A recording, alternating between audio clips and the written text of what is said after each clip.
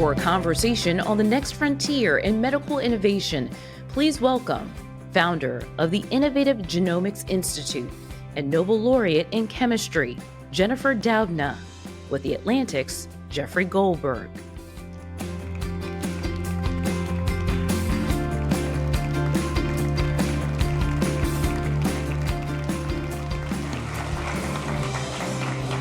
Thank you all.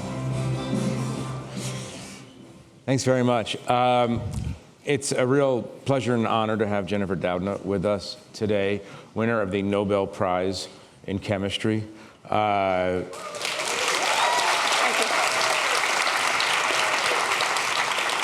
They've heard of the Nobel Prize, it's amazing. The leader of the Innovative Genomics Institute at Berkeley, professor at Berkeley, obviously one of the great innovators and inventors of our age. I want to talk about, obviously, the signal achievement of your career so far, CRISPR, the invention of CRISPR technology. I obviously can explain CRISPR in a both erudite yet accessible way, but I thought I would let you do it. Oh, I'd like to hear your explanation. No, I'll fill in the cracks after you go, but maybe you should just explain what CRISPR is to our audience for a minute, and then we can go on from there. Well, Jeff, it's great to be here. So CRISPR, what is CRISPR? It's a technology that came out of curiosity-driven science. Never thought it would be where it is today, and I'm sure we'll get into that. But it started as a project to understand how bacteria fight viral infection. So in nature, it's a bacterial immune system. And by studying the chemistry of that system, how it works, we figured out that it could be harnessed as a powerful tool to manipulate DNA precisely, making targeted changes to the letters of the genetic code, the code of life, to understand the function of genes, and importantly, to actually alter the function of genes. So it's become a tool that's now used globally in most biological research. Right. I want you to talk a little bit. We're obviously in conversation on the stage this morning has suggested this. We live in a strange and discomforting and sometimes unhappy, sometimes very unhappy age. Possibly the best news, underreported, of the last few months has been news out of Philadelphia, out of Children's Hospital in Philadelphia. There's a baby, goes by, they're identifying the baby as KJ. I want you to talk for a minute about what CRISPR has been able to do for this baby and what it portends for the future. Well, this is an extraordinary story. The story began last August when this boy was born with a rare metabolic disease that made it impossible for him to digest protein. So you can imagine that creates a very severe situation. He was in the intensive care unit, bad prognosis. Fortunately, his clinicians at the Children's Hospital of Philadelphia recognized that he had a genetic disease. They were able to quickly diagnose that disease and create a CRISPR therapy, and this was in partnership with a number of folks, including scientists at the Innovative Genomics Institute, to figure out how they could make a change to this baby's DNA in his liver that would correct the disease-causing mutation. And the extraordinary outcome of that, 9 months later, is that this boy was treated with the CRISPR therapy that was designed for him and manufactured in real time with approvals from the Food and Drug Administration to proceed. And now he's home with his family and he appears normal. So it's extraordinary. Yeah, it's actually one of the most, I know scientists don't traffic in terms like miracles, but it's a miracle of modern science. It almost feels that way. The kid is going to be able to live a normal life because of something that you did. So that's pretty amazing. Talk about the wider application. I know that you're focused a great deal on rare diseases, maybe orphan diseases, however you phrase it. Talk about the use of CRISPR in those and the cost associated with it and sort of the balancing act that has to go on there. Well, I think one of the very exciting things that happened in the field of gene therapy and CRISPR was at the end of 2023 when the Food and Drug Administration and the equivalent organization in the UK approved the first CRISPR therapeutic for a disease, sickle cell disease. And again, it's an extraordinary story of teamwork, of companies and academic researchers working over several years to develop a CRISPR therapy that would be curative or at least palliative for people that suffer from this disease. And so we now we're now in a situation where dozens of people have received this therapy.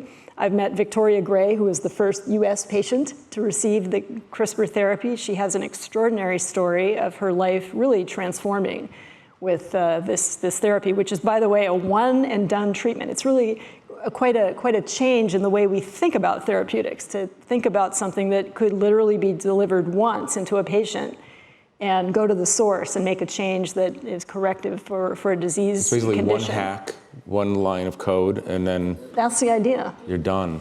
But you brought up the issue of cost, and this is a real challenge right now, is that these therapies are quite expensive. They cost a couple $1 million per patient, so it's clearly a price point that won't be accessible to most people around the globe that could benefit. And that's really where I feel motivation every day to change that situation. I want to see us get to a stage where we can provide CRISPR therapies to people that can benefit from it. We have to do that by reducing the cost, and we're going to do that through a combination of continued scientific and technology advances, but also working with manufacturers, working with companies, working with investors to make sure that we can together create a scenario, really a pipeline for these types of therapies that makes them much more affordable and beneficial for everybody. Stay on the subject of KJ, this child. It's a heritable disease that the child was suffering from, but the fix is not going to transfer down the generation. Is that correct? That's correct. So there are a lot of controversies about trying to fix diseases, fix flaws that extend past the individual patient to the next generation and generation after. Talk a little bit about that. Talk about the dilemmas, because you yourself have spoken about the danger or the worry about permanent fixes or fixing heritable diseases all the way down the line, and try to just give us a little insight into what the benefits are and what the challenges or troubles are with all of that. Well, I'm not against that, but right. I think the thing to keep in mind is that today the therapies that we're talking about are therapies that, as you said, treat the individual. They don't make germline changes. They don't create heritable changes in DNA, and that's because that's clearly a very powerful use of a technology like CRISPR that has to be carefully thought through, carefully regulated. And I think that today there is not enough knowledge about how CRISPR really works in embryos or eggs or sperm to make it safe enough to proceed for probably any indication. In the future, will that be possible? I think it is. And so this is why I've advocated for open, transparent discussions around how to proceed with heritable germline editing.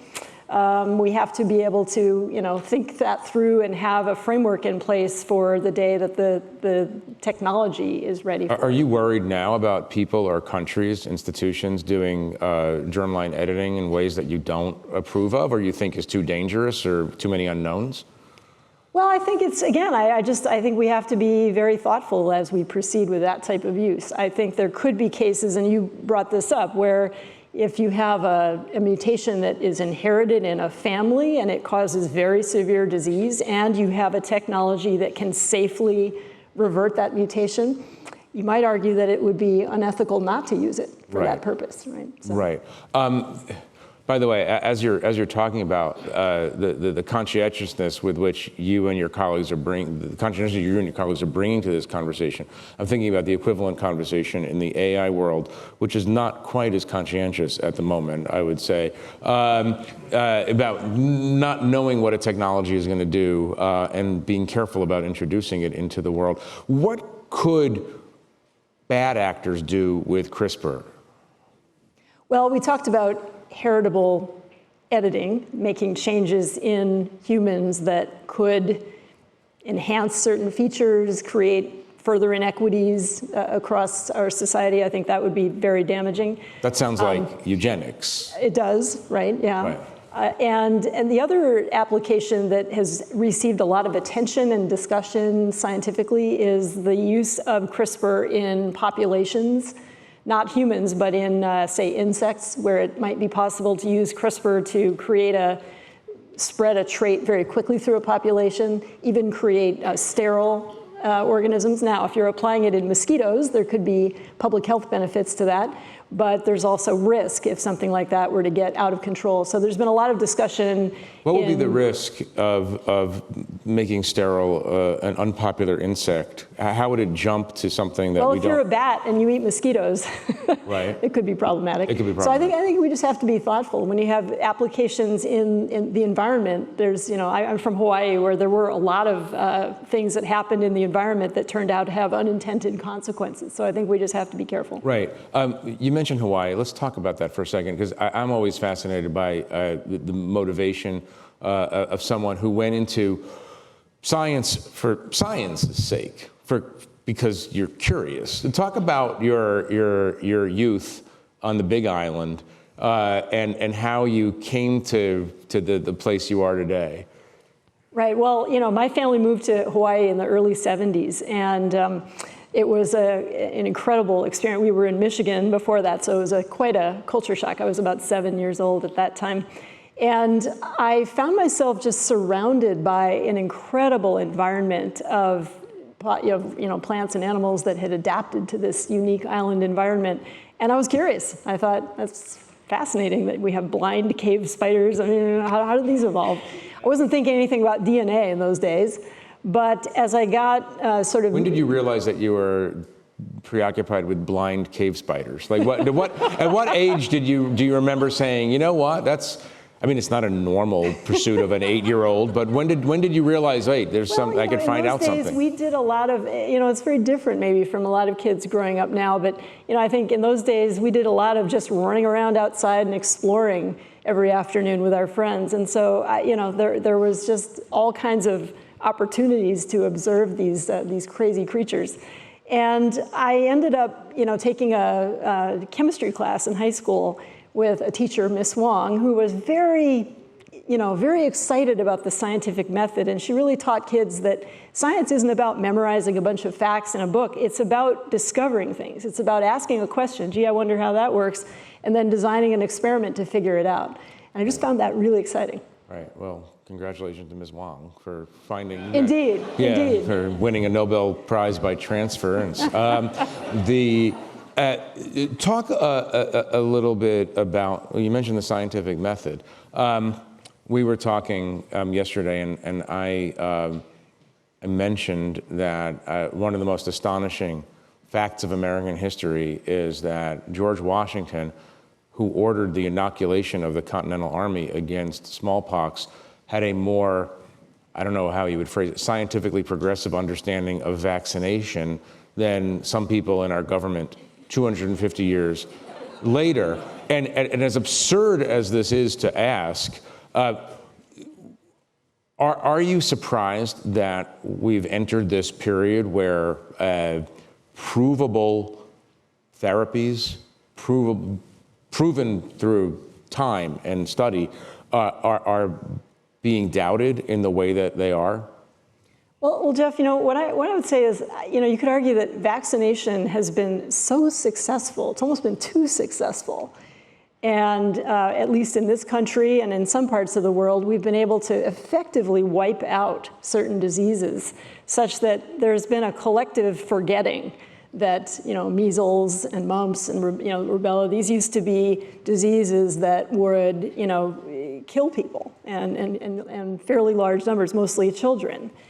And so I think, we have to get back to, just an understanding that vaccination is something that, there's a huge amount of data. As you said, it goes back a long time about how effective this approach is for protecting us from disease and protecting us at the population level from disease. Why is this happening now? I mean, frame it the way, however you think about it, but things that seem solid and generally accepted no longer seem solid and generally accepted. We see this manifest in wild cutting of budgets, and let's just talk about the National Institutes of Health for starters.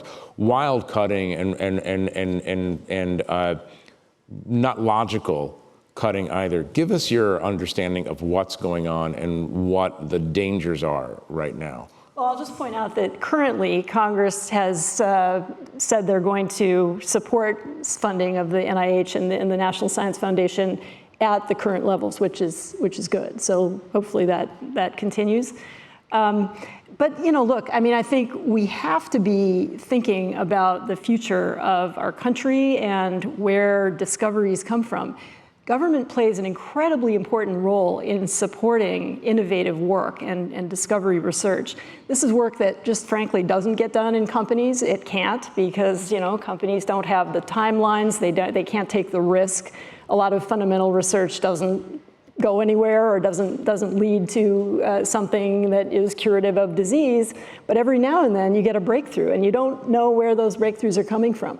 That's what we want to support. And by the way, government funding is essential for supporting the next generation of scientists, something that we're really working hard to do at Innovative Genomics Institute right now to make sure that scientists who are just starting their careers have opportunities to make breakthroughs that are going to drive the next generation of healthcare and other kinds of innovations. Talk about the role government funding, government support played in your career development that brought you to this place. Well, the story that comes to mind is I remember when I was finishing college and I thought, I want to do more science. How do I do that? Well, maybe I'll go to graduate school. I didn't really know what that was about.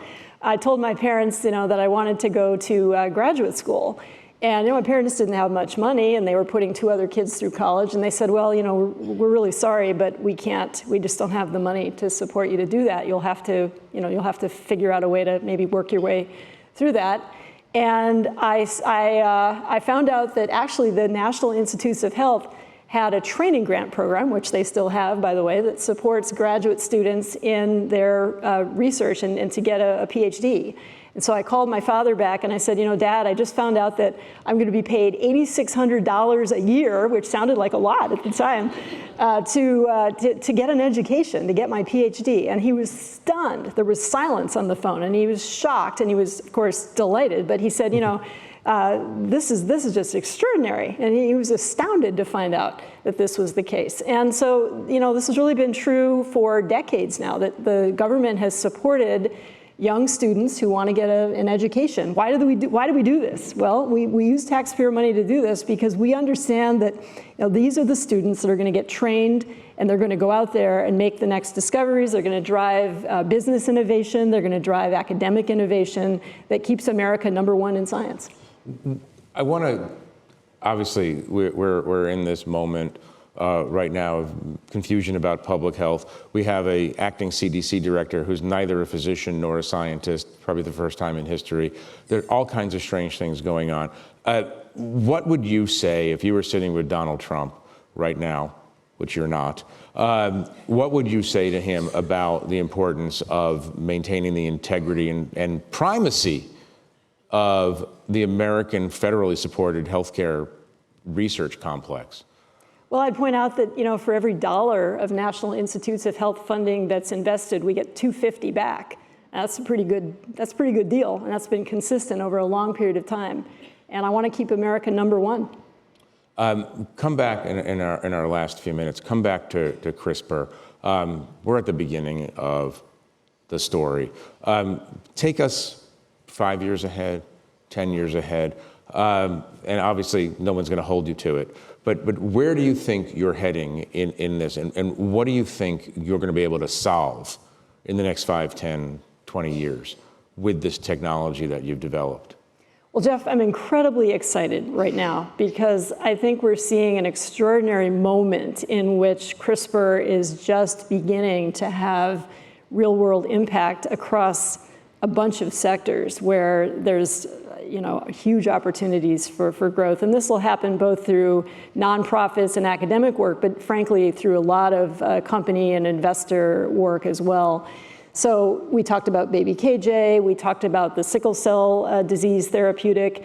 I think there's an opportunity right now to expand the way we're treating rare disease. Frankly, probably this won't be done in pharmaceutical companies, at least not right now, because the market size is small. Although if you add up all the people affected by rare disease, it's actually not a small number. Right. So what I'd like to see us do over the next 5 to 10 years, I hope it doesn't take 10, is to get to a point where we have a very clear, smooth pipeline for getting from diagnosing a rare disease to creating the therapy that's going to be the appropriate treatment for that person, and then getting it to them and doing it in a cost-effective way. So that's something we're focused on right now with a new center that we've created in San Francisco to do this, and we hope to roll it out at a number of other medical centers over the next few years.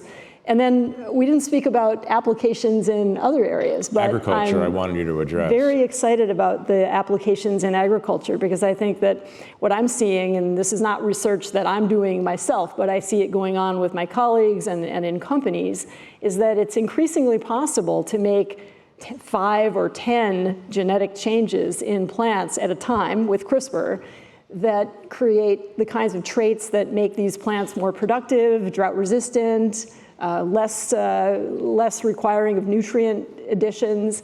So they're beneficial to farmers, they're beneficial to people. And by the way, CRISPR is a precise tool, so it doesn't make random changes along the way, it does things precisely. So it creates a much more precise way to do plant breeding in the future. Right, right. Give us, have we seen anything yet in the market that has benefited from CRISPR on the agriculture side, or is it still theoretical? It's not theoretical. So there's a CRISPR tomato out there that has claimed nutritional value. There are drought-resistant versions of rice that have been created that are being deployed already in South America and are being tested in other countries.